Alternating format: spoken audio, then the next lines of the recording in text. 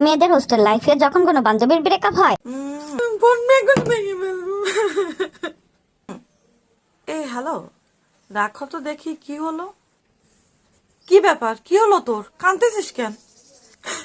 বান্ধবী আমার ব্রেকআপ হয়ে গেছে। এত সময় তো সুন্দরভাবে বয়ফ্রেন্ডের সঙ্গে কথা বলতিলি, এখন আবার কি হয়েছে? তোরা একটু নাটক বন্ধ করে আমার একটু বই ভর্তি দে।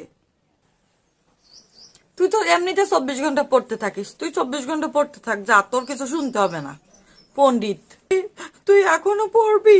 দেখতেছিস না আমার ব্রেকআপ হয়ে গেছে, এবার সত্যি সত্যি।